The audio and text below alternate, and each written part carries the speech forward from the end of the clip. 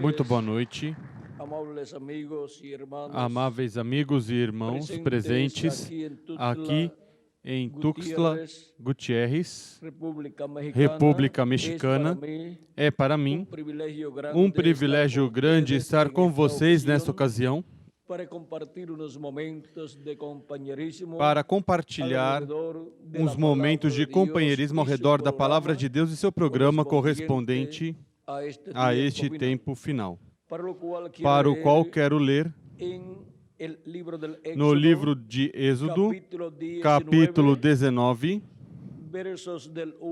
versículos do 1 ao 8, onde nos diz: Deus, por meio do profeta Moisés, no terceiro mês da saída dos filhos de Israel da terra do Egito, nesse mesmo dia chegaram ao deserto do Sinai. Tendo partido de Refidim, chegaram ao deserto do Sinaí, e Israel se acampou ali, no deserto, em frente do monte. Subiu Moisés a Deus, e o Senhor o chamou do monte, dizendo: Assim falarás à casa de Jacó, e anunciarás aos filhos de Israel: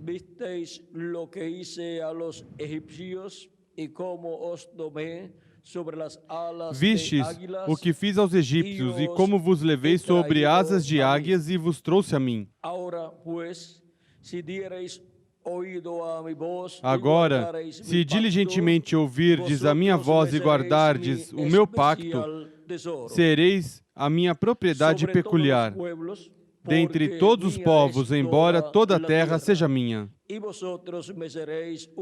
Vós me sereis reino sacerdotal e nação santa. São essas as palavras que falarás aos filhos de Israel. Veio Moisés e chamou os anciãos do povo e lhes expôs todas essas palavras que o Senhor lhe tinha ordenado. Então todo o povo respondeu a uma voz: Tudo o que o Senhor falou, faremos. E relatou Moisés ao Senhor as palavras do povo.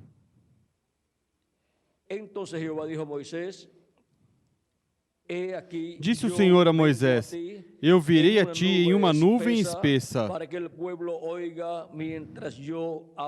para que o povo ouça quando eu falar contigo, e para que também sempre creiam em ti. Então Moisés anunciou as palavras do seu povo ao Senhor. Disse mais o Senhor a Moisés: Vai ao povo e santifica-os hoje e amanhã. Lavem eles as suas vestes e estejam prontos para o terceiro dia, porque no terceiro dia o Senhor descerá à vista de todo o povo sobre o monte Sinai. Marcarás limites ao povo em redor, dizendo: Guardai-vos de subir ao monte, nem toqueis o seu termo.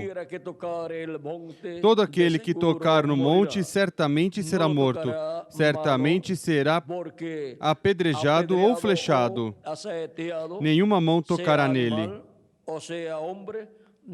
Quer seja animal, quer seja homem, não viverá. Quando soar longamente a buzina, então subirão ao monte. Então Moisés desceu do monte ao povo e santificou o povo e lavara as suas vestes. Então disse ao povo: Estai prontos para o terceiro dia, não vos chegueis à mulher. Ao amanhecer do terceiro dia, houve trovões e relâmpagos e uma espessa nuvem sobre o monte e um sonido de buzina muito forte. Todo o povo que estava no arraial se estremeceu.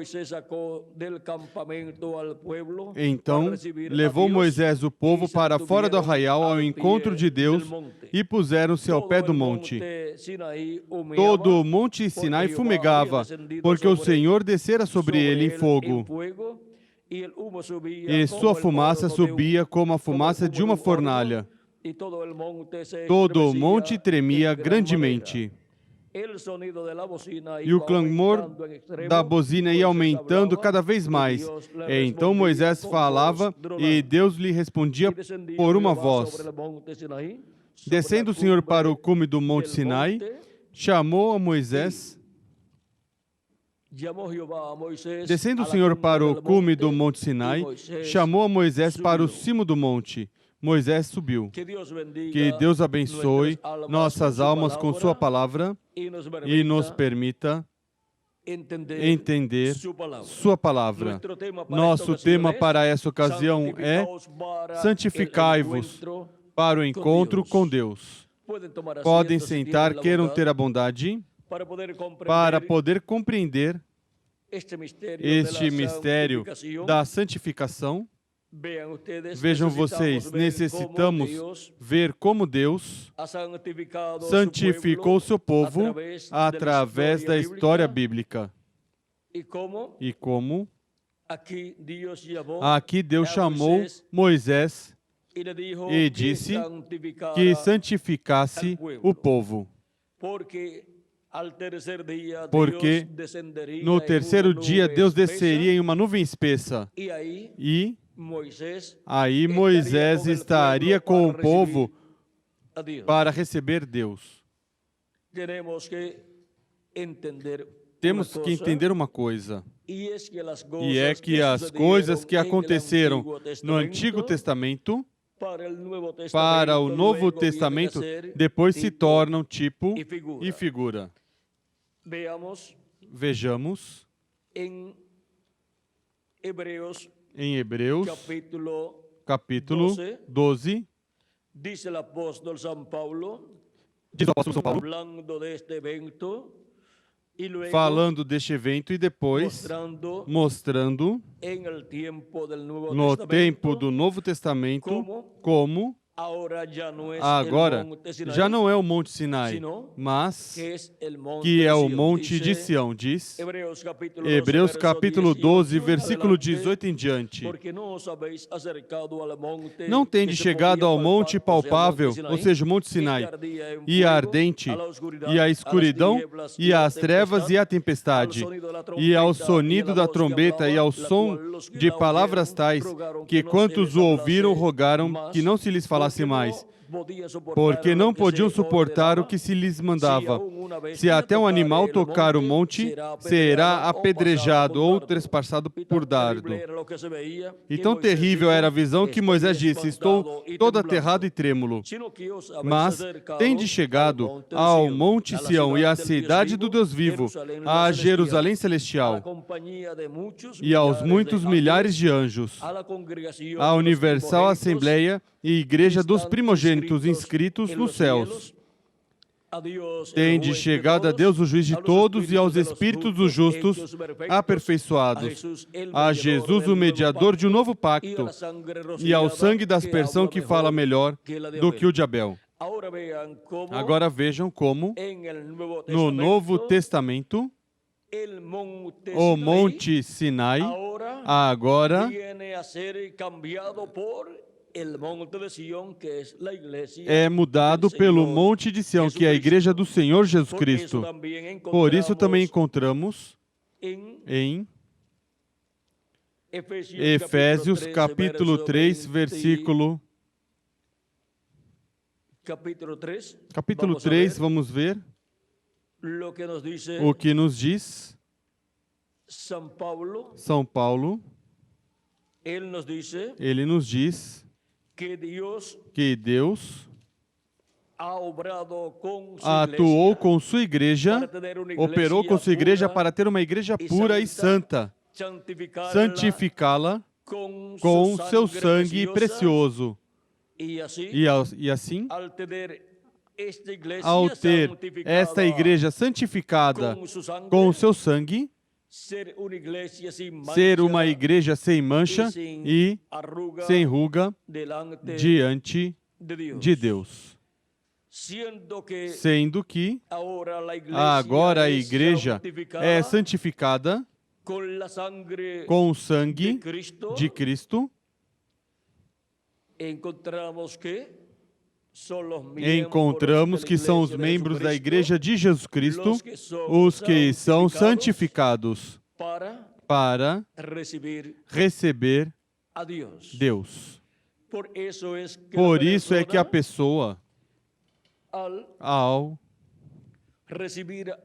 receber Cristo como seu Salvador, lava seus pecados no sangue de Cristo e, em seguida, recebe o Espírito de Cristo, porque é santificado, afastado por Deus, pelo Espírito Santo para receber Deus em Espírito Santo em sua vida e receber assim o novo nascimento. O que ocorreu lá no Monte da Transfiguração é tipo e figura do batismo do Espírito Santo. Vejam como também para os crentes em Jesus Cristo, no Novo Testamento, que estiveram com Jesus Cristo, os quais creram em Jesus Cristo e foram santificados, Cristo disse orando, santifica-os na verdade, tua palavra é a verdade. E foram preparados e santificados, afastados por Deus para quê? Para receberem Deus em Espírito Santo no dia de Pentecoste.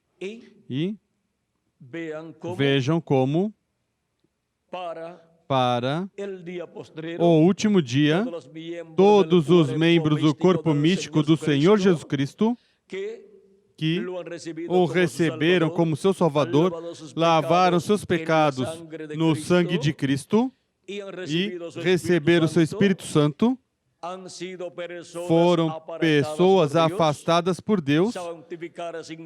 Santificar significa afastar. E foram afastados por Deus para, no último dia, receber a plenitude do Espírito de Deus. Receber Cristo em sua segunda vinda, o qual ressuscitará os mortos em Cristo e transformará os vivos em Cristo, que estarão no corpo místico de Cristo, os quais terão recebido Cristo como seu Salvador, terão lavado seus pecados no sangue de Cristo e recebido seu Espírito Santo e, consequentemente, nasceram de novo. Nenhuma pessoa pode ser parte do corpo místico de Cristo sem nascer de novo. Cristo disse a Nicodemos, no capítulo 3 de São João, em verdade te digo, que quem não nascer de novo não pode ver o reino de Deus, ou seja, não pode entender. Nicodemos pensou que era nascer por meio de uma mulher de novo. E pergunta a Jesus, como pode se fazer isto? Pode acaso o homem já sendo velho? Porque Nicodemos já estava avançado em idade. E como estaria sua mãe se estivesse viva? E agora Cristo diz que é necessário nascer de novo para entrar no reino de Deus, e Nicodemos estava interessado em entrar no reino de Deus. Diz, como pode se fazer isto? Pode acaso o homem já sendo velho entrar no ventre da sua mãe e nascer de novo? Cristo diz, em verdade te digo, que quem não nascer de novo não pode ver o reino de Deus. Ou seja, quem não nascer da água e do Espírito não pode entrar no reino de Deus, ou no reino de Deus. Ou seja, não pode entrar para fazer parte da igreja do Senhor Jesus Cristo. O reino de Deus, a igreja de Jesus Cristo, tem as pessoas que crerem em Cristo como seu Salvador e lavar os seus pecados no sangue de Cristo e receber o seu Espírito Santo. Essa é a única forma em que a pessoa pode entrar na igreja de Jesus Cristo e assim fazer parte da igreja de Jesus Cristo. E os membros da Igreja de Jesus Cristo são santificados por Cristo, assim como também foram justificados.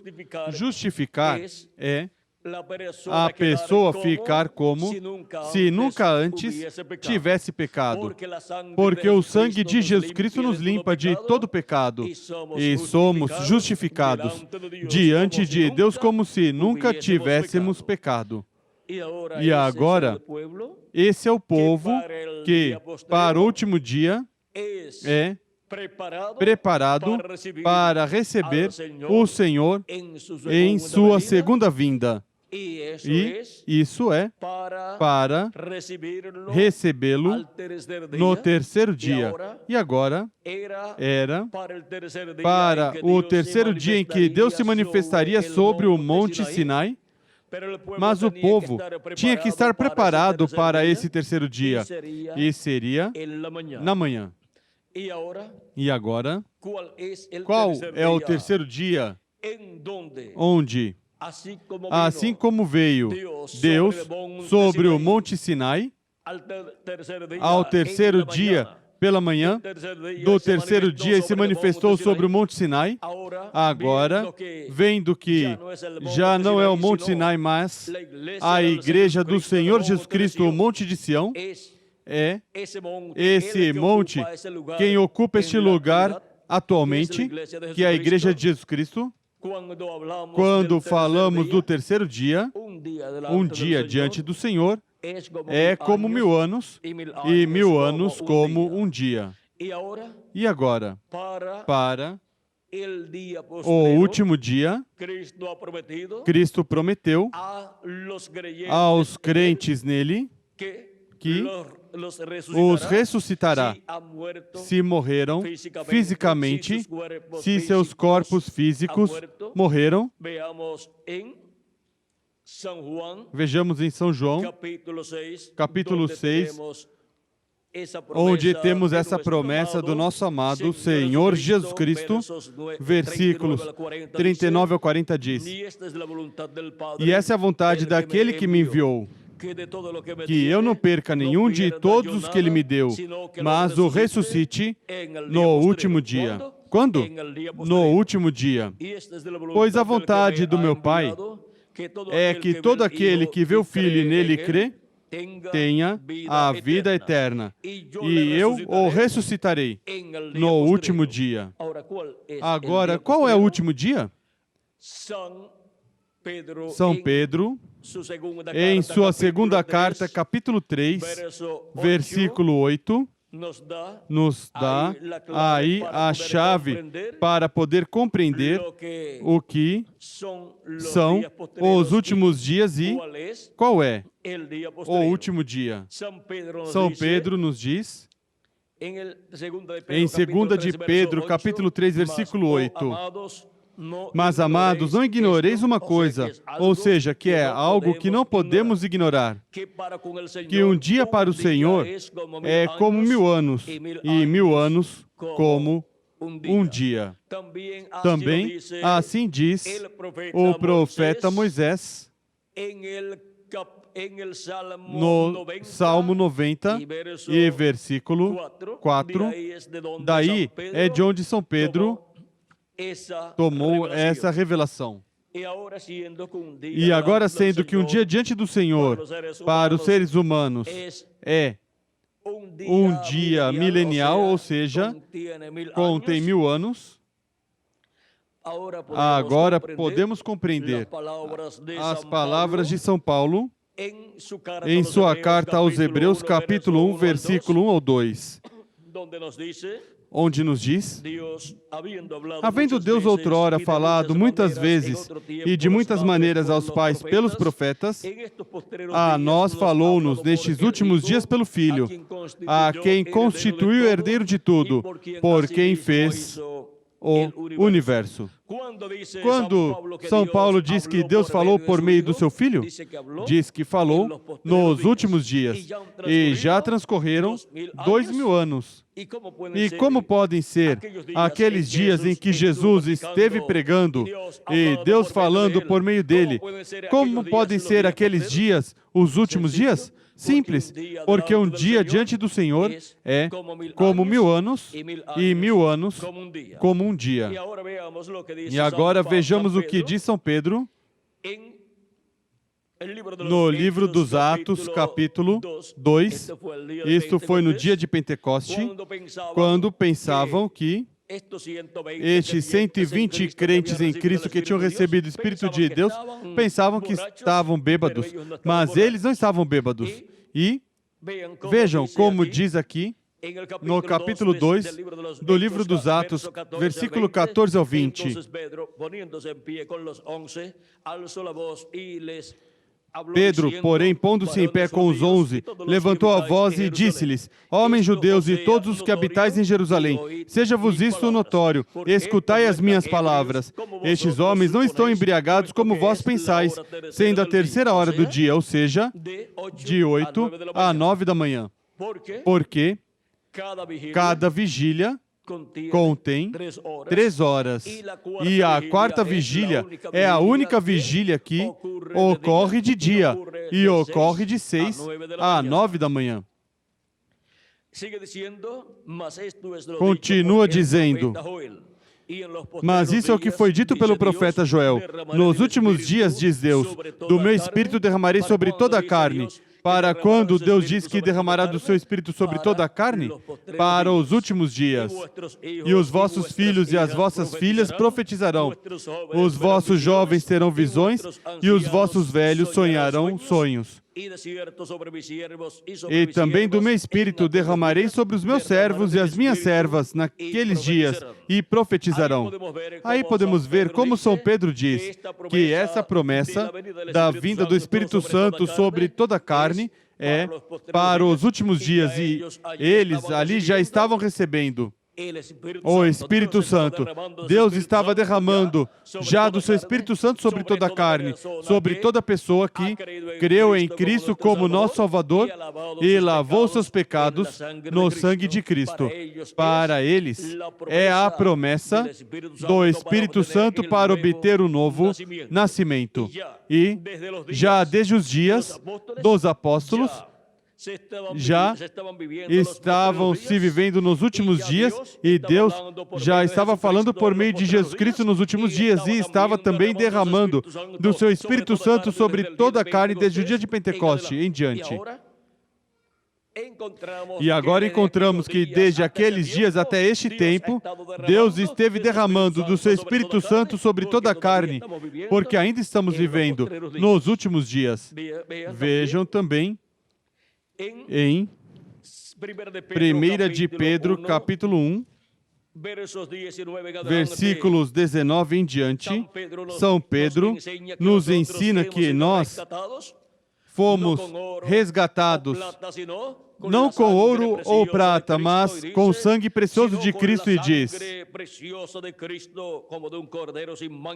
mas com o precioso sangue de Cristo, como de um cordeiro sem defeito e sem mancha, o qual na verdade foi conhecido ainda antes da fundação do mundo, mas manifesto nestes últimos tempos por amor de vós. Manifestado quando? Nos últimos tempos, ou seja, nos últimos dias. E o que são então os últimos dias? Não são 3 dias de 24 horas, mas que estes 3 últimos dias diante de Deus para os seres humanos são 3 milênios, ou seja, 3.000 anos.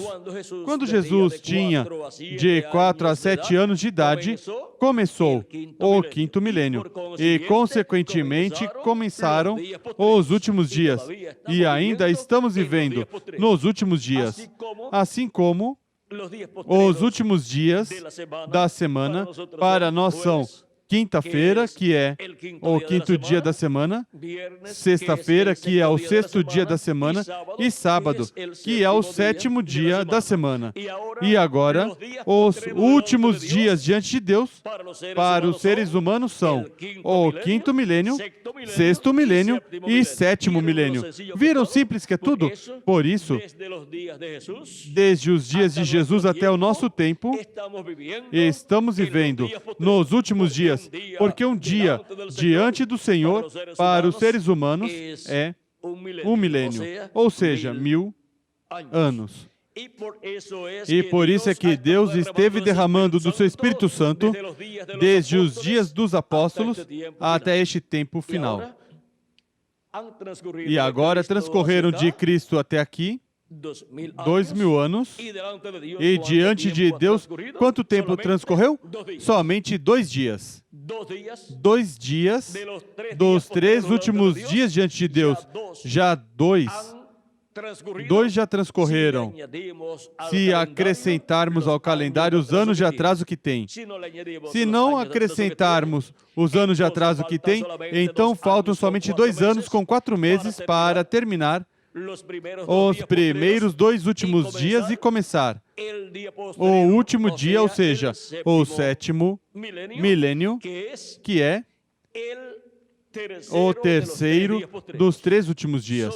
São 7 milênios ao todo, mas dos 7 milênios há 3 últimos milênios, que são o 5º, 6º e 7º milênio.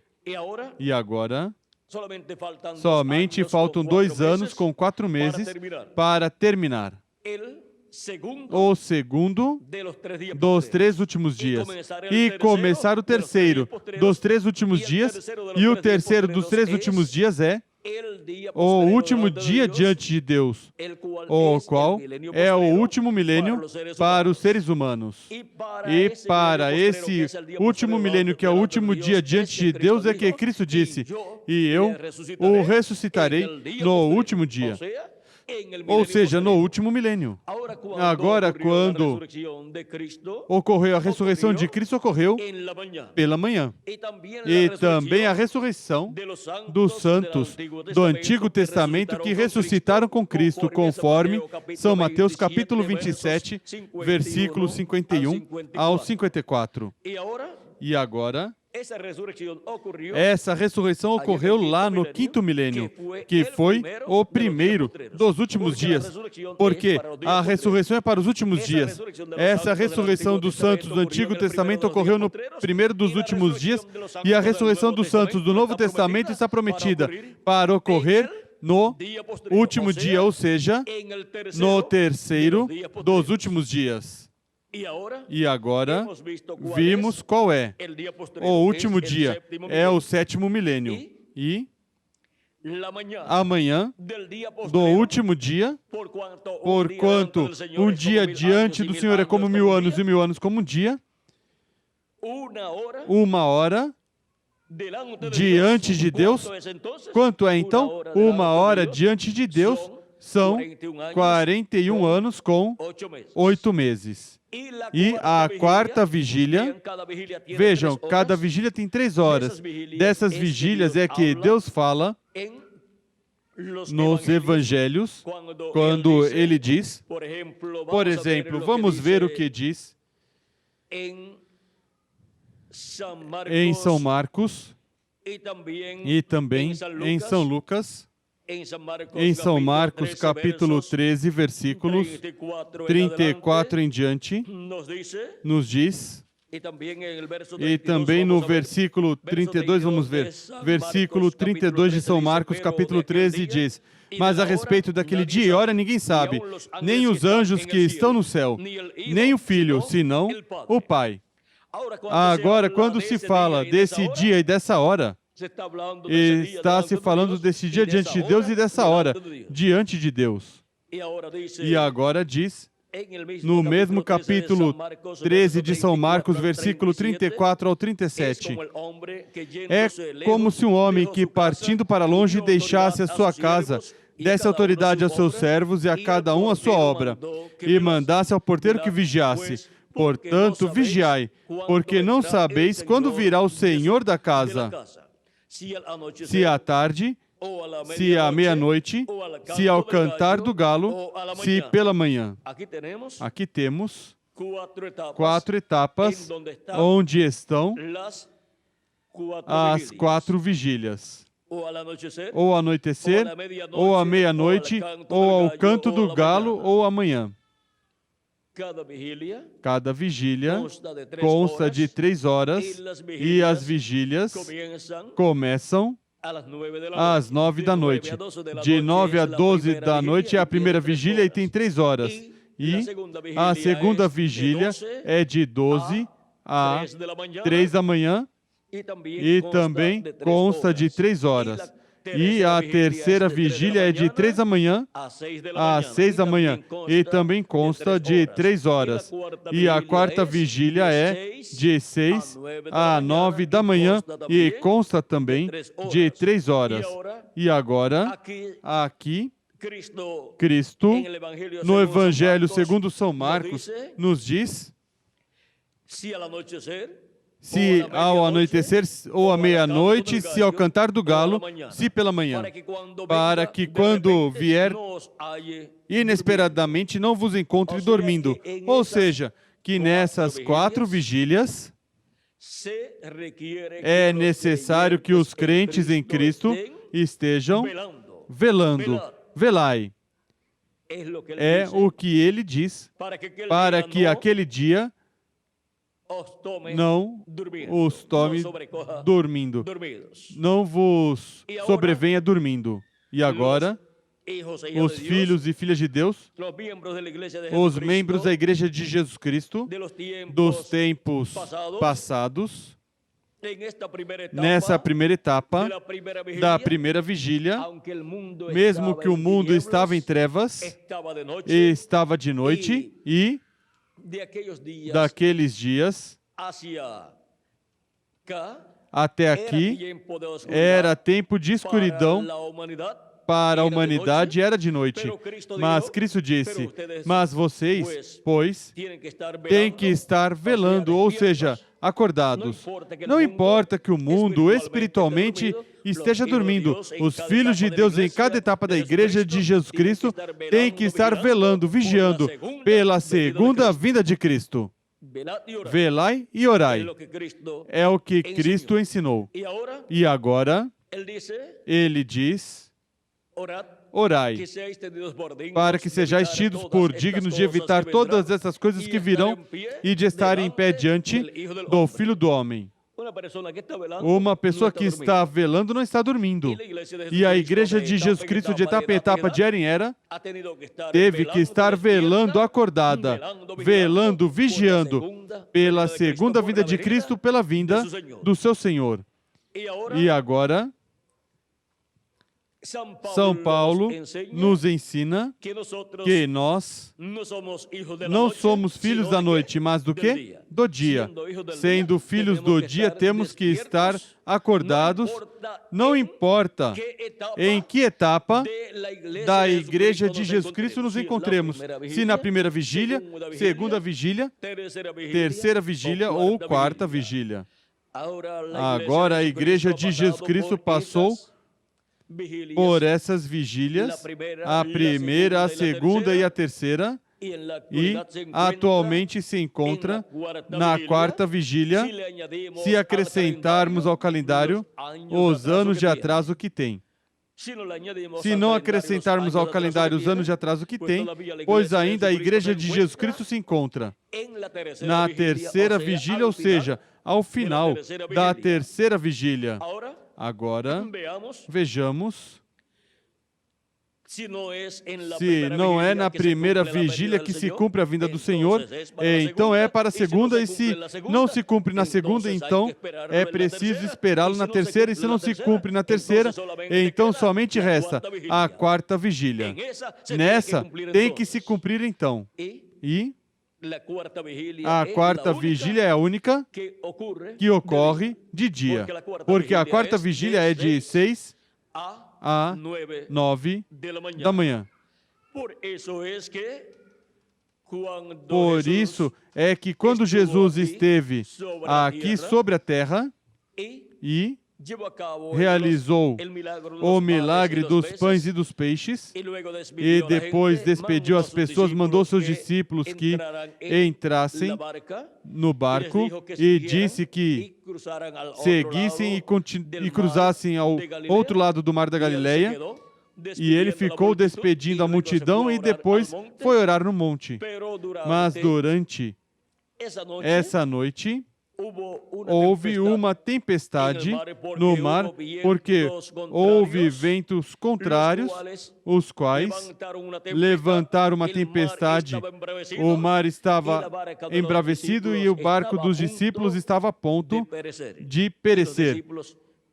e os discípulos com seu barco, porque em uma tempestade é difícil que uma pessoa se salve, mesmo que saiba nadar. E agora, Cristo vai caminhando sobre o mar para os seus discípulos e chega aos seus discípulos na quarta vigília. É na quarta vigília onde Cristo chega aos seus discípulos, caminhando sobre o mar. Vejam, diz a narração de São Mateus, capítulo 14, versículo 22 em diante, diz: Logo em seguida ordenou Jesus que os seus discípulos entrassem no barco e fossem adiante para o outro lado, enquanto ele despedia a multidão. Despedida a multidão, ele subiu ao monte para orar à parte. Ao cair da tarde, estava ali sozinho. Entretanto, o barco já estava no meio do mar, açoitado pelas ondas, porque o vento era contrário. Na quarta vigília da noite, dirigiu-se Jesus a eles, andando por sobre o mar. Os discípulos, vendo caminhar por sobre o mar, assustaram-se, dizendo: é um fantasma, e gritaram de medo. Jesus, porém, imediatamente lhes disse: tende bom ânimo, sou eu, não temais. Se identificou como o Eu Sou, o qual tinha aparecido a Moisés, e disse: eu sou o Deus de Abraão, de Isaque e de Jacó. Assim disse o anjo do Senhor, que é o mesmo Deus Todo-Poderoso de Abraão, de Isaque e de Jacó, quando Moisés disse que ele ia ao povo hebreu e dizia que o Deus dos seus pais tinha aparecido. Moisés disse: e se eles me perguntam qual é o seu nome, o que vou dizer? Deus disse: dirás a eles: eu sou o que sou. E dirás: eu sou, me enviou a vós. O eu sou, o Deus de Abraão, de Isaque e de Jacó. No original, encontramos que são 4 consoantes: Y, H, W, H.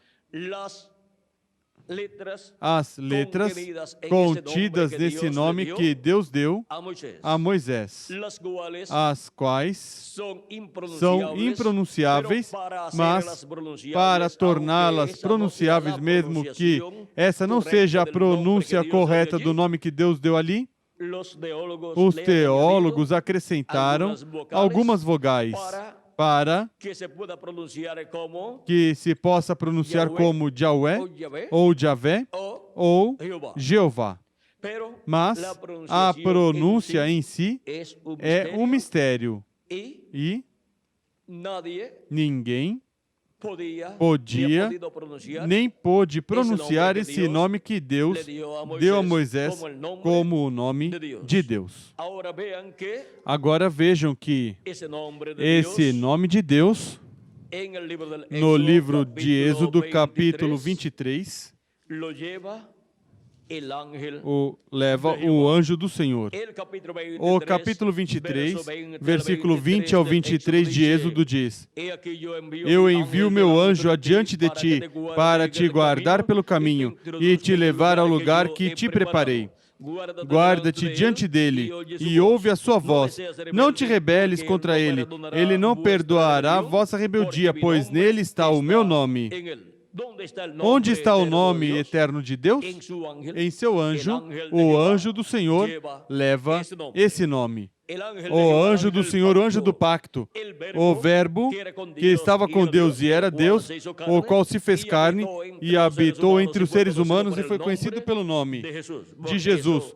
Por isso Jesus podia dizer: eu vim em nome de meu Pai. Dentro desse véu de carne chamado Jesus estava quem? O anjo do Senhor, o anjo do pacto, o qual tem o nome eterno de Deus. Porque esse anjo do pacto, o anjo do Senhor, é o mesmo Deus em seu corpo teofânico da sexta dimensão. E em seguida se fez carne e habitou entre os seres humanos, e aí dentro está nada menos do que o anjo do Senhor, o anjo do pacto, o qual tem o nome de Deus. E agora, por isso é que nos diz São João capítulo 1, versículo 14, e o Verbo se fez carne e habitou entre nós. Ali estava a manifestação do nome de Deus na primeira vinda de Cristo para realizar a obra de redenção na cruz do Calvário.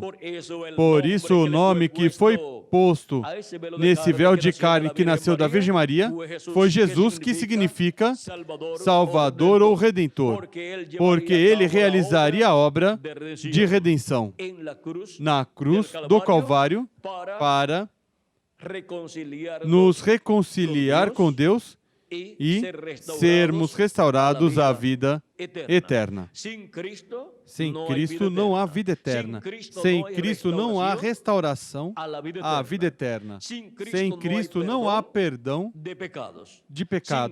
Sem Cristo não há bênção de Deus para o ser humano.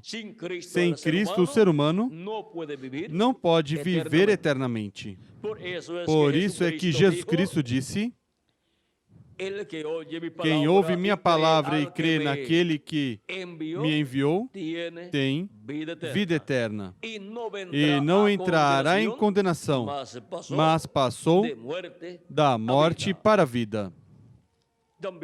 Também nos diz em São João, nos diz Jesus Cristo, no capítulo 11, falando com Maria e com Marta, aqui falando com Marta nessa ocasião, diz, Jesus disse, teu irmão ressuscitará. Capítulo 11, versículo 23 em diante. Marta disse, eu sei que ressuscitará na ressurreição no último dia. Marta sabia que a ressurreição dos mortos em Cristo, dos crentes em Cristo que partiram, é para ser efetuada no último dia, ou seja, no 7º milênio, que é o último dia, diante de Deus. E isto ela conhecia porque Jesus tinha ensinado. Disse Jesus, eu sou a ressurreição e a vida. Quem crê em mim, ainda que esteja morto, viverá. E todo aquele que vive e crê em mim, nunca morrerá. Crês isto? Disse ela. Sim, Senhor. Creio que tu és o Cristo, o Filho de Deus, que veio ao mundo. Agora vejam como nesta passagem, Cristo se apresenta como a ressurreição e a vida e vai tomar como exemplo do que será a ressurreição dos mortos em Cristo, vai tomar Lázaro que está morto, o qual é um crente em Cristo, e o vai ressuscitar. E aí estará colocando em tipo e figura a ressurreição dos mortos em Cristo para o último dia. E assim, ele estará mostrando que o que ele prometeu, a ressurreição dos mortos em Cristo, para o último dia, ele o fará, porque tem poder para ressuscitar os mortos crentes nele. E ali ressuscita Lázaro como exemplo de todos os mortos em Cristo que serão ressuscitados no último dia. Agora, Lázaro, sendo um crente em Cristo, para pertencer à Igreja de Jesus Cristo, tinha que ser ressuscitado, porque a Igreja de Jesus Cristo nasceu no dia de Pentecoste.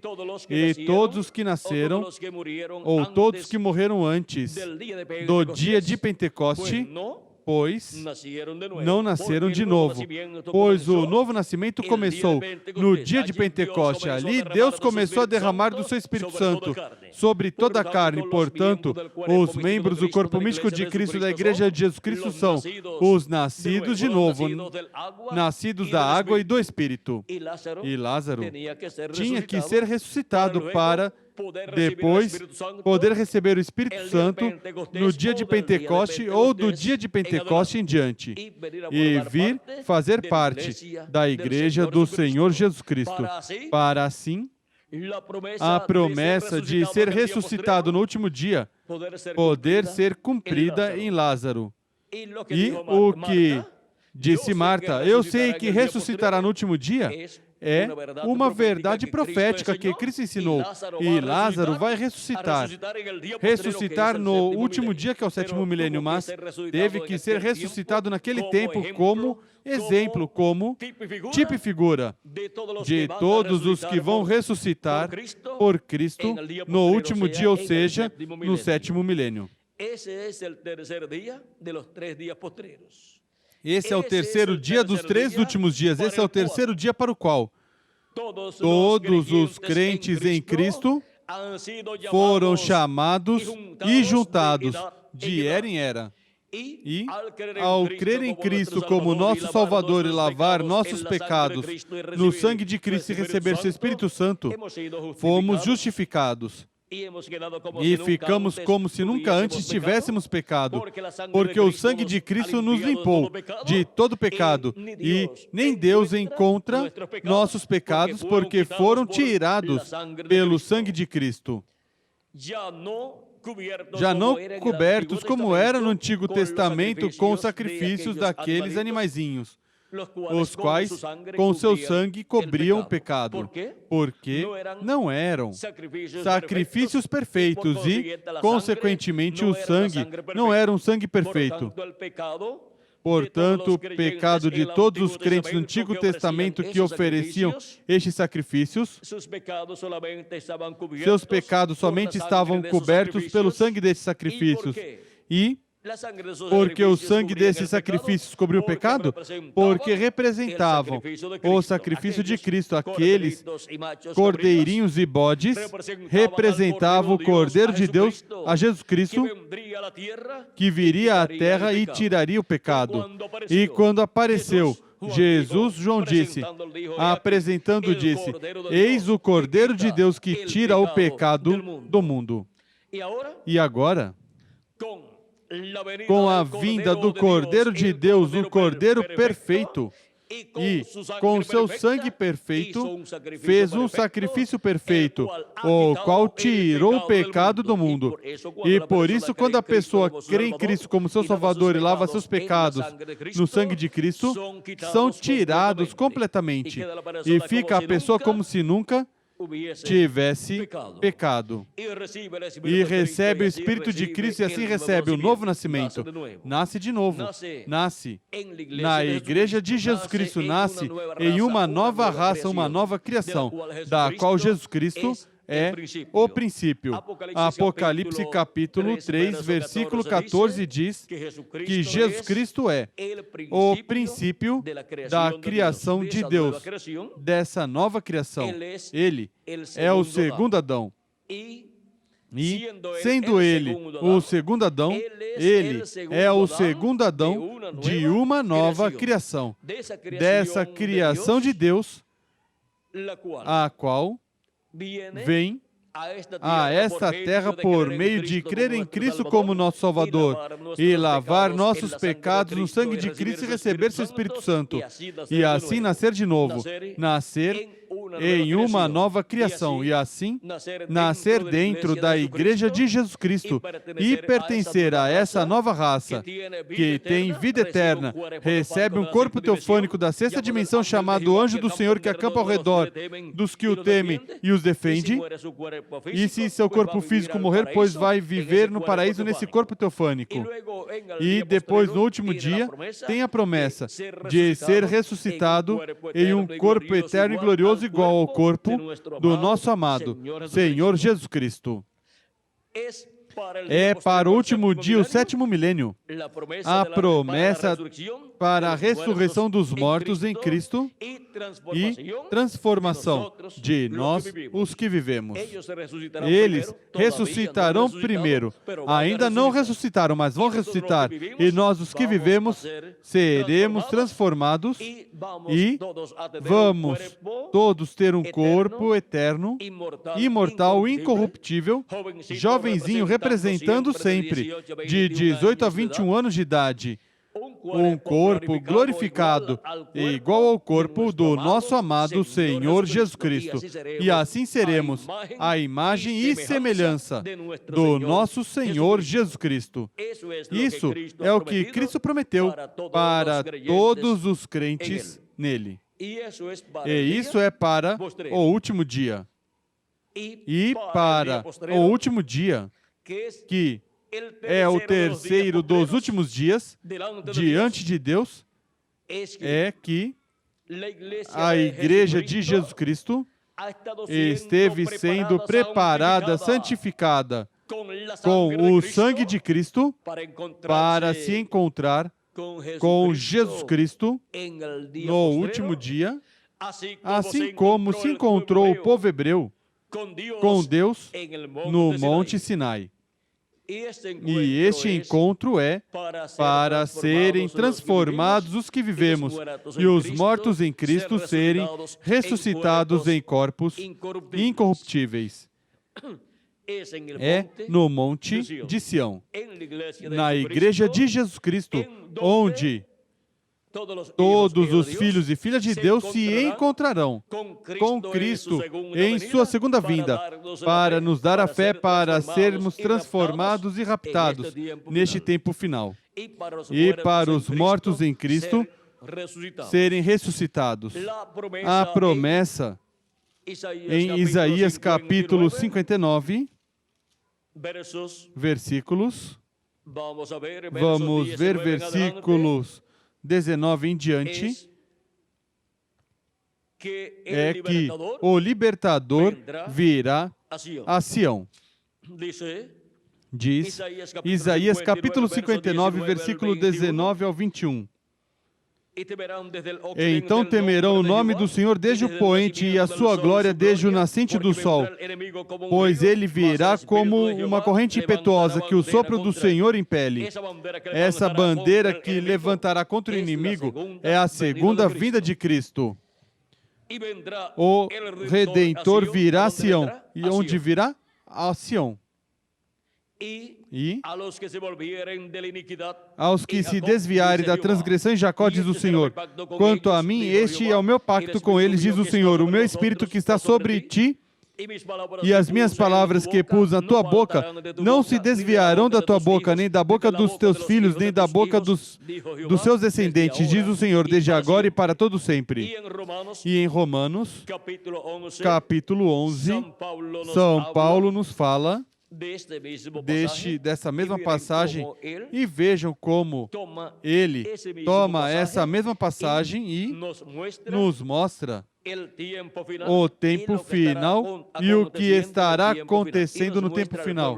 E nos mostra o povo hebreu e o endurecimento do povo hebreu, o qual rejeitou Cristo em sua primeira vinda. Romanos, capítulo 11, versículos 25 em diante diz São Paulo: não quero, irmãos, que ignoreis este segredo, para que não presumais de vós mesmos, que o endurecimento vem em parte a Israel, até que a plenitude dos gentios haja entrado. E o que significa isto? Entrar à plenitude dos gentios? É a entrada de todos os membros do corpo místico de Cristo. A entrada da plenitude dos gentios é até que tenha entrado até o último membro do corpo místico de Cristo, até que tenha entrado até o último escolhido de Deus, até que tenha entrado até a última pessoa que tem seu nome escrito no livro da vida do Cordeiro, até que a última pessoa tenha recebido Cristo como seu Salvador e lavado seus pecados no sangue de Cristo e recebido o seu Espírito Santo, e assim tem entrado no corpo místico de Cristo, e tenha se completado assim o corpo místico de Cristo, a igreja do Senhor Jesus Cristo. E esse corpo místico de Cristo se completa neste tempo final, na etapa da Era da Pedra Angular, que corresponde à América Latina e o Caribe, ou seja, que com latino-americanos e caribenhos se completará o corpo místico do Senhor Jesus Cristo. E deixamos também alguma porcentagem livre para, se alguma pessoa de outro continente recebe a palavra e entra no corpo místico de Cristo nesse tempo final. Mas a maioria dos escolhidos de Deus para o tempo final são latino-americanos e caribenhos, porque é a etapa da Era da Pedra Angular que se cumpre na América Latina e no Caribe, a maior bênção que continente algum possa ter. Tem a América Latina e o Caribe neste tempo final. É o povo que tem a bênção de Deus para este tempo. Assim como o povo hebreu teve a bênção de Deus em seu meio, quando Jesus Cristo esteve aqui na terra, no meio do povo hebreu, mas a rejeitou. E agora Cristo esteve de era em era entre os gentios, se manifestando e chamando e juntando seus filhos, seus escolhidos, de etapa em etapa, e esteve justificando-os e santificando-os e enchendo-os do seu Espírito e assim produzindo o novo nascimento e preparando-os para a segunda vinda de Cristo, para o encontro do povo de Deus, da Igreja de Jesus Cristo com o nosso amado Senhor Jesus Cristo. E esse encontro será para o último dia, que é o terceiro dos 3 últimos dias.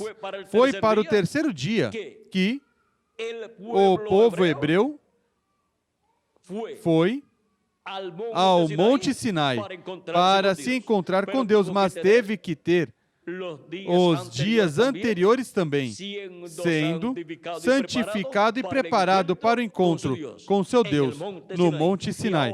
E agora, o encontro com o nosso Senhor Jesus Cristo será no Monte de Sião, na sua segunda vinda, no terceiro dia, ou seja, no terceiro milênio dos 3 últimos milênios.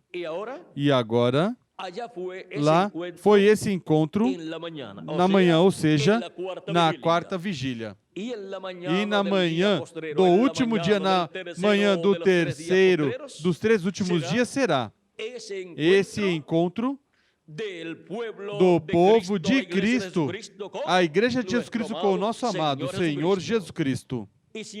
E sendo que 1 hora diante de Deus para os seres humanos são 41 anos com 8 meses, 3 horas são 125 anos. Ou seja que a quarta vigília do último dia diante de Deus para os seres humanos são os primeiros 125 anos do 7º milênio, do último dia desse terceiro milênio dos 3 últimos milênios. E nesse ciclo divino, dessa quarta vigília que consta de 125 anos, os 125 primeiros anos do 7º milênio será esse encontro do povo de Cristo, da Igreja de Jesus Cristo com o nosso amado Senhor Jesus Cristo.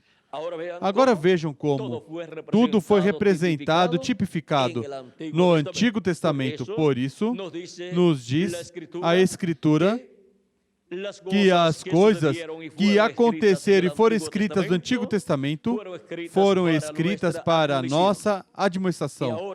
E agora, no Novo Testamento, podemos ver que o Monte Sinai lá agora é o Monte de Sião. Agora, continuemos lendo o que São Paulo está revelando.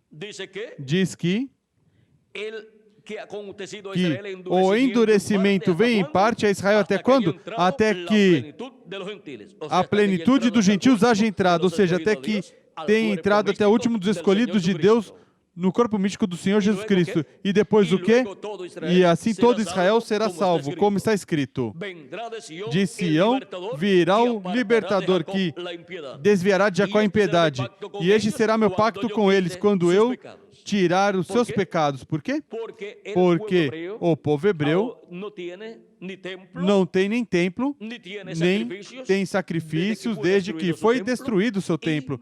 E, ao rejeitar Cristo como seu Salvador e como seu Rei, pois, o sacrifício de Cristo, eles também não receberam para tirar seus pecados. Portanto, os pecados do povo hebreu estiveram sobre eles, como nação e como indivíduos, e por isso é que o juízo de Deus esteve caindo sobre o povo hebreu.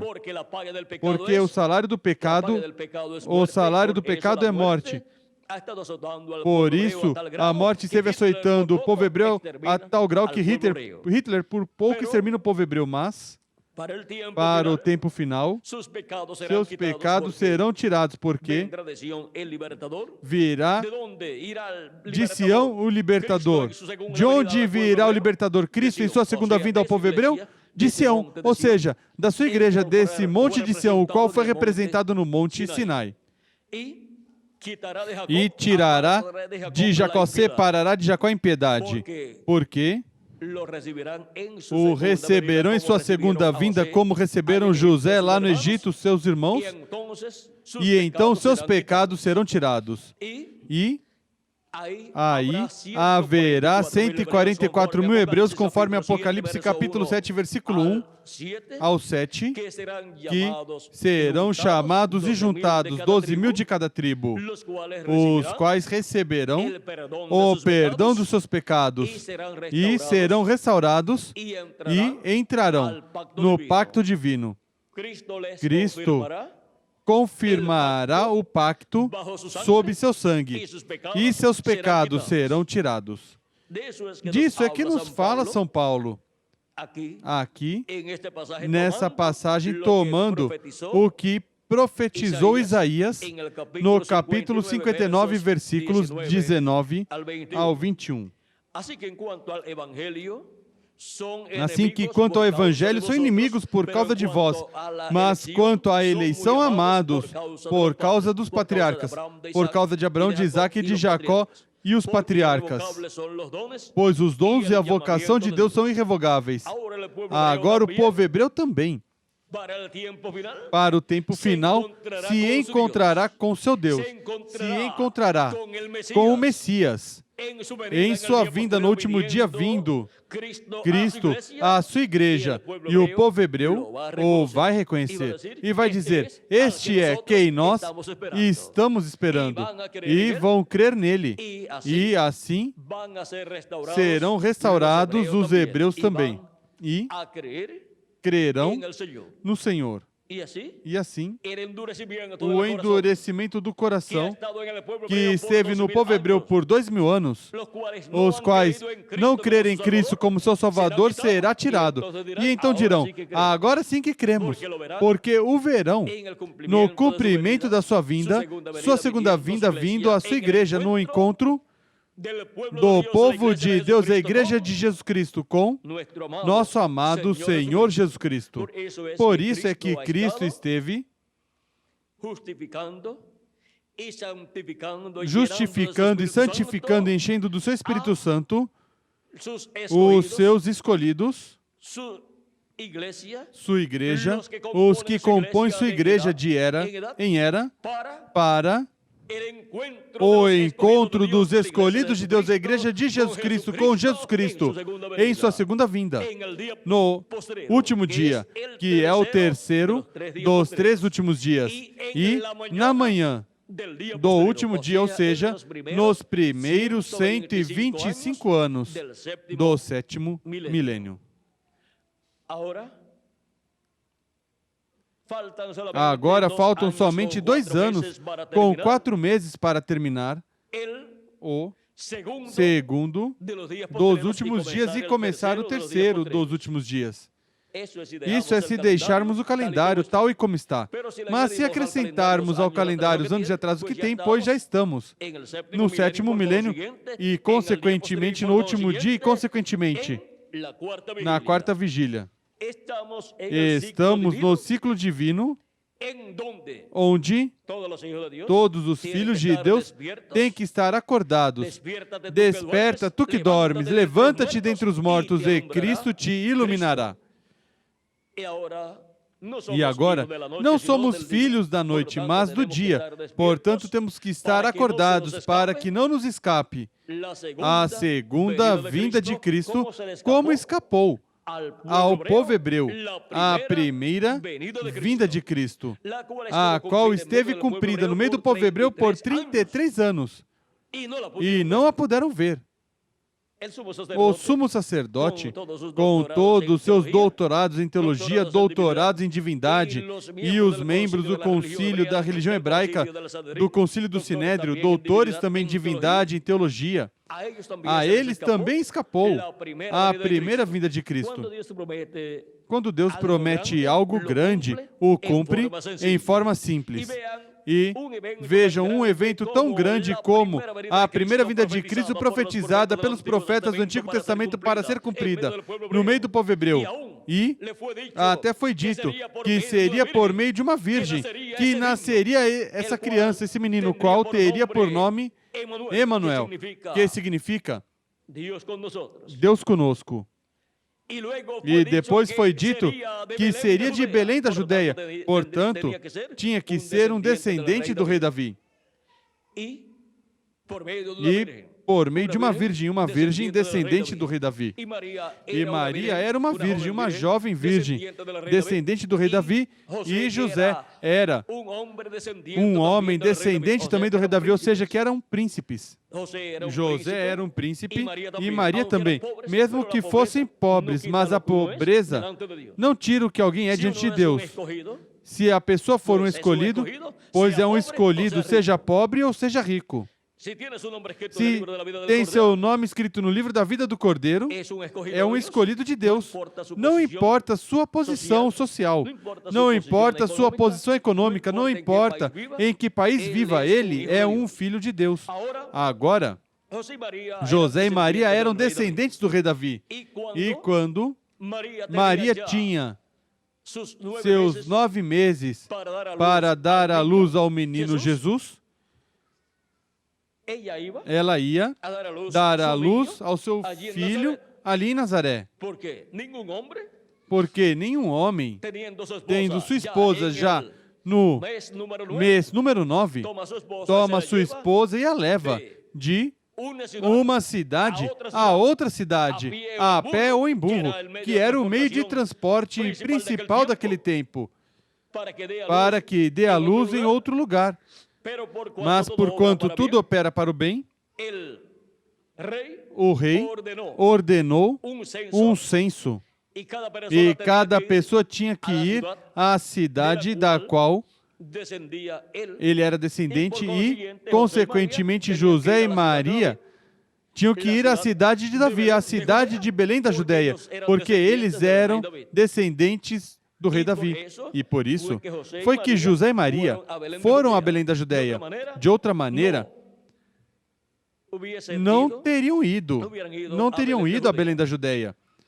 Agora, tinham que ir ali, para que se cumprisse a Escritura e nascesse em Belém da Judeia, porque de Belém da Judeia seria que viria o governador, que governaria, o príncipe que governaria sobre o povo hebreu, conforme a profecia de Miqueias capítulo 5, versículo 2, e por isso é que os magos, quando foram a Jerusalém buscando o Messias, porque tinham visto o sinal da vinda do Messias no céu, quando chegam a Jerusalém, não encontram o Messias ali. São Mateus capítulo 2, versículo 1 em diante diz: Tendo Jesus nascido em Belém da Judeia no tempo do rei Herodes, vieram os magos do Oriente a Jerusalém e perguntaram: onde está aquele que é nascido rei dos judeus? Vimos a sua estrela no Oriente e viemos adorá-lo.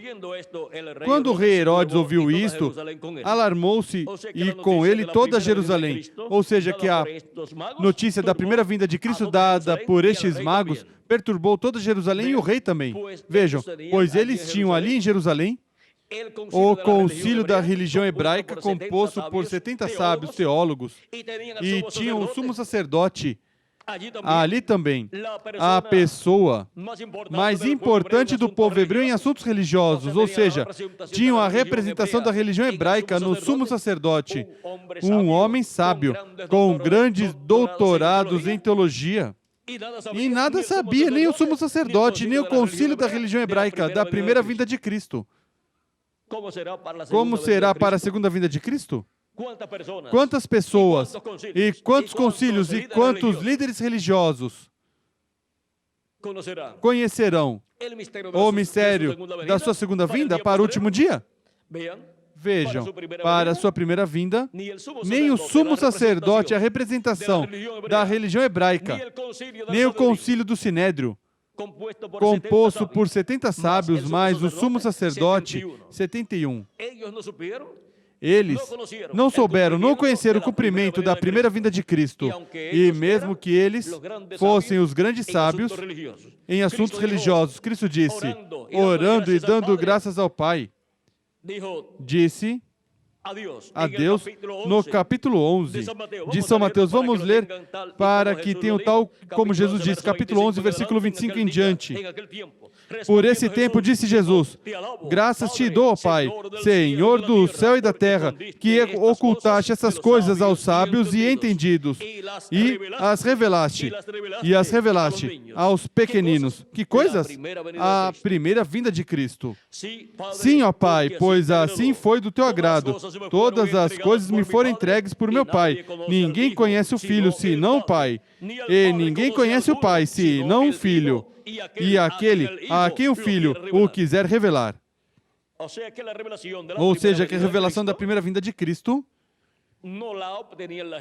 não a obtinham as pessoas por meio do ensinamento do sumo sacerdote e dos sábios da religião hebraica, do concílio da religião hebraica, pois deles estava escondida a primeira vinda de Cristo. Escondeste essas coisas dos sábios e entendidos, ou seja, do concílio do Sinédrio e do sumo sacerdote, e as revelaste aos pequeninos, ou seja, as pessoas que não tinham esse conhecimento teológico, como São Pedro, São João, André e todos estes apóstolos de Jesus Cristo que eram pescadores, outros eram agricultores, tinham essa revelação do céu, porque não revelou nem carne nem sangue a Pedro, mas o Pai Celestial. Por isso, quando Jesus disse, quem dizem os homens que é o Filho do Homem? Uns dizem que tu és Elias, outros dizem que tu és João Batista, que ressuscitou algum dos profetas. Isso está no capítulo 16 de São Mateus. E Jesus pergunta, e vocês, quem dizem vocês que é o Filho do Homem? Pedro disse, tu és o Cristo, o Filho do Deus vivente. Jesus disse, bem-aventurado é Simão, filho de Jonas, porque não te revelou carne nem sangue, mas meu Pai que está no céu, uma revelação direta do céu, e assim é para a segunda vinda de Cristo. Se nenhum concílio pôde conhecer o mistério da primeira vinda de Cristo, pois também nenhum concílio no último dia conhecerá esse mistério da segunda vinda de Cristo sendo cumprido no tempo final, mas por revelação divina, os escolhidos de Deus obterão conhecimento da segunda vinda de Cristo. E Ele se revelará aos seus escolhidos neste tempo final, em sua vinda. Assim como Ele disse lá, escondeste essas coisas dos sábios entendidos e as revelaste aos pequeninos, porque assim te agradou. E ninguém sabe, ninguém conhece quem seja o Pai, a não ser o Filho. E ninguém conhece o Filho, a não ser o Pai, nem o Pai conhece alguém, a não ser o Filho, e aquele a quem o Filho quiser revelar. Cristo estará se revelando na sua segunda vinda no último dia, aos que têm seus nomes escritos no livro da vida do Cordeiro. Este será o maior evento da história da raça humana neste tempo final. Assim como o maior evento da história da raça humana nos dias de Jesus foi a primeira vinda de Cristo. Agora vejam, quando Deus promete algo grande para ser cumprido, o cumpre em forma simples. Sempre busquem as coisas grandes de Deus sendo cumpridas em forma simples. Agora, continuo lendo em São Mateus capítulo 2, onde diz, quando o rei Herodes ouviu isto, alarmou-se e com ele toda Jerusalém. E convocando todos os principais sacerdotes e os escribas do povo, perguntou-lhes: onde havia de nascer o Cristo? Eles lhes responderam: em Belém da Judéia, pois foi isso o que o profeta escreveu. E tu, Belém, terra de Judá, de modo nenhum és o menor entre os governantes de Judá, pois de ti sairá um guia que apacentará o meu povo Israel. Isso é conforme a Miqueias capítulo 5, versículo 2, o qual foi quem profetizou essa grande profecia da vinda do Messias e onde nasceria o Messias. Então Herodes chamou em secreto os magos e inquiriu deles exatamente acerca do tempo em que a estrela aparecera. Ou seja, desde que tempo começou a aparecer essa estrela no céu. E eles, pois, disseram que já fazia uns 2 anos que já estava aparecendo essa estrela no céu. Isso eles contaram, e por isso foi que quando mandou matar as crianças de 2 anos para baixo, de acordo ao tempo em que a estrela tinha começado a aparecer, ou desde que a estrela tinha começado a aparecer, porque desde que começou a aparecer a estrela, o Messias já estava na terra. E matando as crianças de 2 anos para baixo, o rei pensou: uma dessas crianças tem que ser o Messias. Um desses que eu matar, pensou o rei Herodes. Um dos que mandou matar, ele pensava que seria o Messias. Mas vejam, Deus protegeu Jesus e disse o arcanjo Gabriel a José em sonhos: vai e regressa, vai ao Egito com o menino e sua mãe, até que eu te ordene, até que eu te diga, porque Herodes buscará o menino para matá-lo.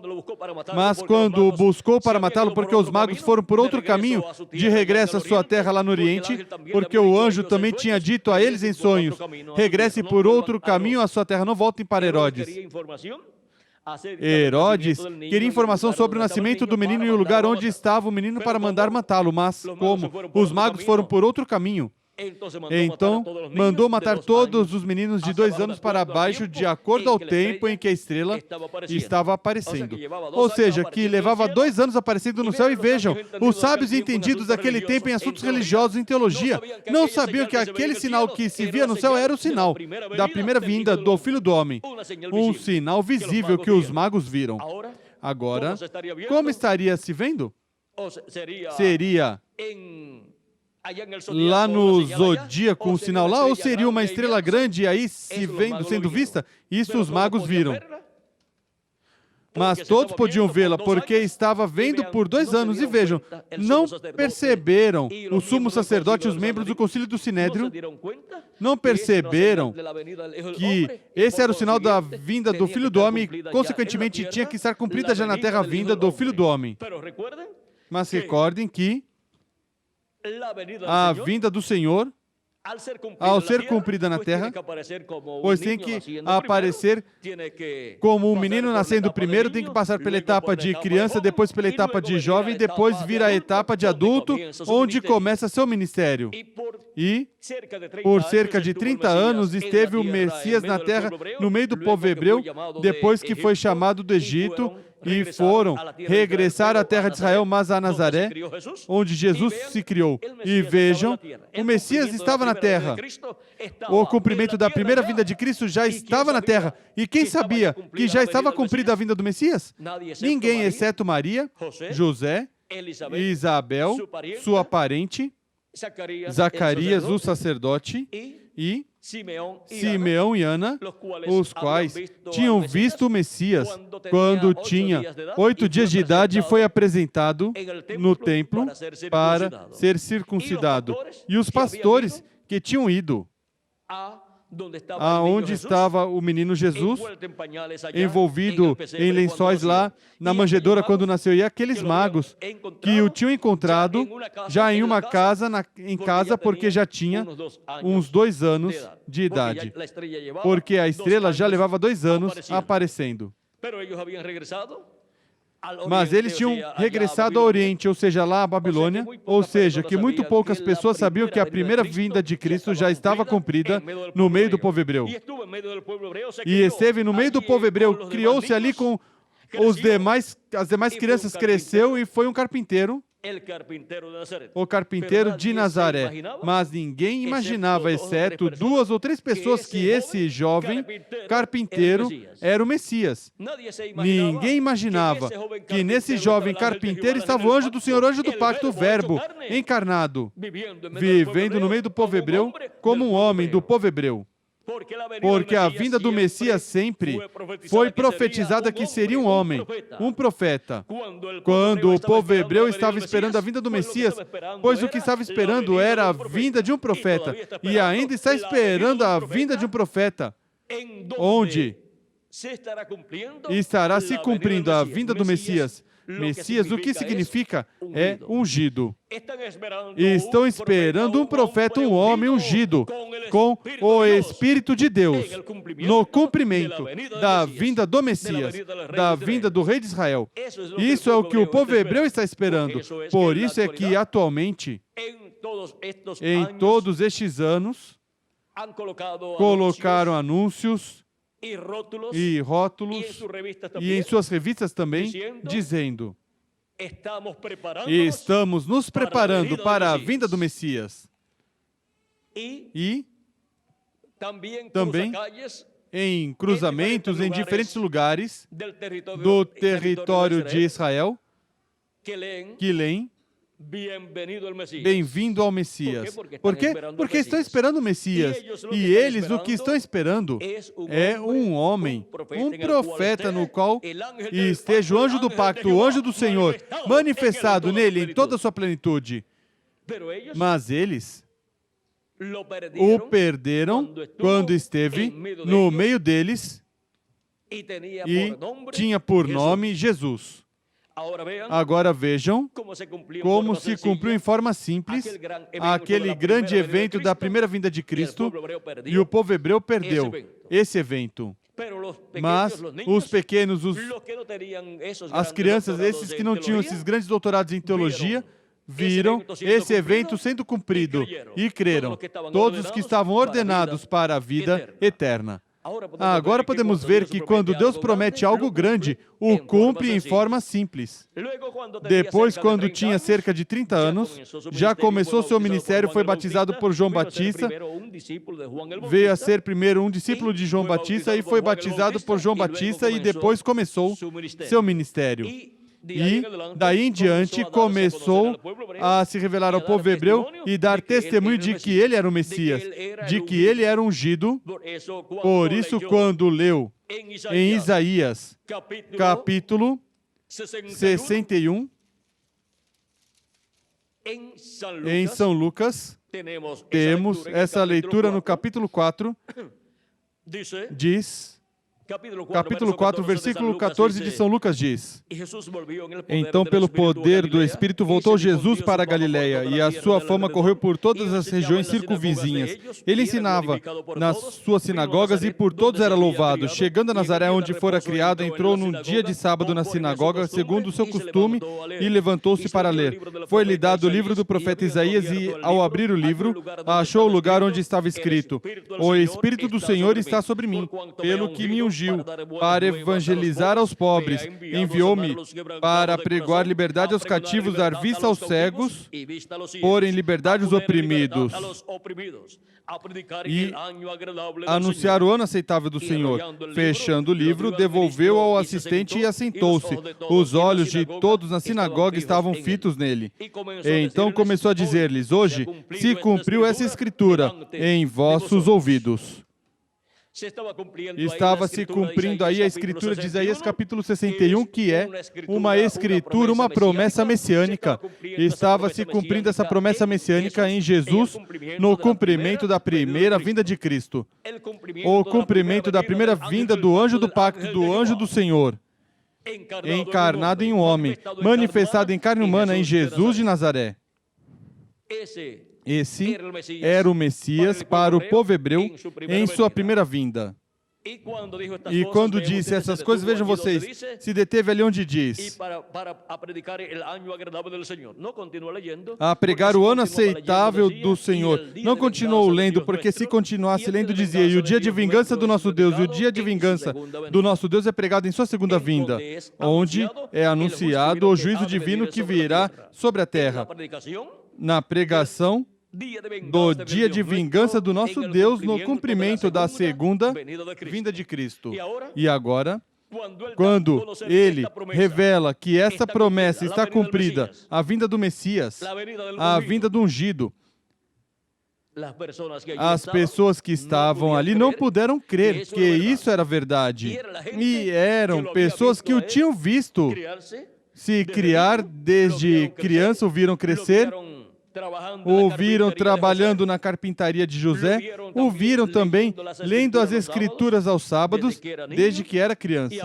E agora, quando começa seu ministério e ele se identifica com o cumprimento da vinda do Messias, não podem crer nele. E, ao invés de dizer, glória a Deus, que Deus está cumprindo a primeira vinda do Messias através de nossa terra, através de um cidadão daqui de Nazaré. Mas veja o que fizeram. Todos lhe davam testemunho e se maravilhavam das palavras de graça que saíam da sua boca. E diziam, não é este o filho de José? Já começam a buscar alguma causa para não crer que ele é o Messias. Ele lhes disse, sem dúvida me direis este provérbio, médico, cura-te a ti mesmo. Faze também aqui na tua terra tudo o que ouvimos ter feito em Cafarnaum.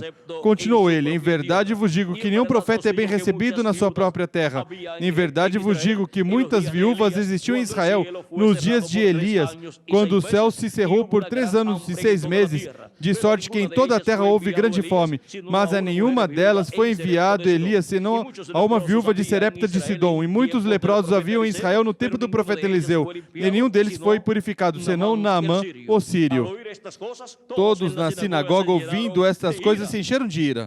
Como vai ser possível que vão à sinagoga, à igreja, para servir a Deus e se enchem de ira pela mensagem que Jesus está pregando? Todos na sinagoga se encheram de ira e levantando-se, ou seja, terminaram a atividade, e levantando-se expulsaram-no da cidade e o levaram até o cume do monte em que a cidade deles estava edificada, para de lá o precipitarem. Ele, porém, passando pelo meio deles, retirou-se. Agora vejam, queriam matá-lo. Indo à igreja para adorar a Deus, e um dos mandamentos é, não matarás, e querem matar o Messias. Até desde que nasceu, vejam, queriam matar o Messias. Toda a vida de Jesus, esses 33 anos, todos esses anos, foi um tempo em que, em todos esses anos, tentaram matar Jesus. Mas ele não podia morrer até que chegasse o momento preciso por Deus. Ninguém me tira a vida, eu a ponho por mim mesmo para voltar, tornar a tomá-la, disse Jesus. E quando chegou o tempo para pôr sua vida por todos nós, ele voluntariamente entregou sua vida. Tomou nossos pecados, porque sem nossos pecados ele não podia morrer. Vejam, porque sem pecado, então, não há morte. Porque o salário do pecado é a morte. Ninguém podia tirar a vida de Jesus porque não tinha pecado. Mas agora, quando toma nossos pecados, se torna mortal. E então, sim, puderam tirar a vida do seu corpo físico e morreu na cruz do Calvário. Mas ele disse, eu a ponho por mim mesmo para tornar a tomá-la. E ressuscitou o seu corpo depois, 3 dias depois, ao terceiro dia. Vejam, esse terceiro dia é muito importante. Porque ao terceiro dia foi que o povo hebreu se encontrou com Deus no Monte Sinai. E é no terceiro dia dos 3 últimos dias, que é o 7º milênio, onde a Igreja de Jesus Cristo Israel Celestial tem um encontro com o nosso amado Senhor Jesus Cristo para se encontrar com o nosso amado Senhor Jesus Cristo em sua segunda vinda, onde Os mortos em Cristo ressuscitarão em corpos eternos e nós, os que vivemos, seremos transformados. E então seremos a imagem e semelhança do nosso amado Senhor Jesus Cristo, com um corpo jovem, imortal e incorruptível, e glorificado para vivermos com Cristo por toda a eternidade e reinar com Cristo por 1000 anos e depois por toda a eternidade em seu glorioso reino. Agora vejam o porquê Ele nos justificou e nos deixou como se nunca tivéssemos pecado, porque nos lavou com seu sangue precioso. E vejam porque nos santificou e nos separou para Ele. Pertencemos a Ele. E vejam porque nos deu seu Espírito Santo, porque somos dele, pertencemos a Ele e, consequentemente, necessitávamos nascer de novo para, no último dia, no 7º milênio, nos encontrar com Jesus Cristo em sua segunda vinda, na manhã do 7º milênio, que é nos primeiros 125 anos do 7º milênio. Para isso é que Ele nos justificou, nos santificou e nos deu seu Espírito Santo para nos encontrar com Ele no último dia, no 7º milênio, que é o terceiro dia dos 3 últimos dias, e é na manhã desse 7º milênio, que são os primeiros 125 anos do 7º milênio. Vimos o porquê Deus nos santificou, como também nos justificou e nos encheu com o seu Espírito Santo para o encontro de nós com o nosso amado Senhor Jesus Cristo em sua segunda vinda. Foi para mim um privilégio muito grande estar com vocês, amáveis amigos e irmãos presentes e rádio-ouvintes, dando testemunho deste encontro com Deus que teremos neste tempo final. Este encontro com Jesus Cristo em sua segunda vinda, no 7º milênio, no último dia no qual já vivemos se acrescentarmos ao calendário os anos de atraso que tem. Mas se não, pois somente faltam 2 anos com 4 meses para terminar o 6º milênio e, consequentemente, terminar o segundo dos últimos dias e começar o último dia, ou seja, o terceiro dos últimos dias, que é o 7º milênio. Para estarmos prontos para o encontro com o nosso Deus, para o encontro com o nosso amado Senhor Jesus Cristo em sua segunda vinda, para sermos transformados e levados à ceia das bodas do Cordeiro no céu, à casa do nosso Pai Celestial, juntamente com os mortos em Cristo que ressuscitarão nesse último dia, para o encontro com o nosso Senhor Jesus Cristo neste tempo final. Que as bênçãos de Jesus Cristo, anjo do pacto, sejam sobre todos vocês e sobre mim também, e em breve se complete o número dos escolhidos de Deus no corpo místico de Cristo, e em breve os mortos em Cristo ressuscitem, e nós os que vivemos sejamos transformados e levados à ceia das bodas do Cordeiro no céu. No nome eterno do Senhor Jesus Cristo, amém e amém. Amáveis amigos e irmãos presentes e rádio-ouvintes, tenham lápis e papel preparado para que tomem telefones e endereços aos quais vocês poderão telefonar ou escrever para pedir literatura completamente grátis e também fitas, cassetes e que levem vídeos aos seus lares para que vejam com conferências similares a essa para obterem maior conhecimento de todo o programa divino e estarem preparados para o encontro com o nosso Deus, para o encontro com o nosso amado Senhor Jesus Cristo em sua segunda vinda. Deixo o jovem José Benjamin Pérez para que dê endereços e telefones aos amáveis amigos radiovintes e assim possam telefonar ou escrever. Que Deus os abençoe e guarde a todos.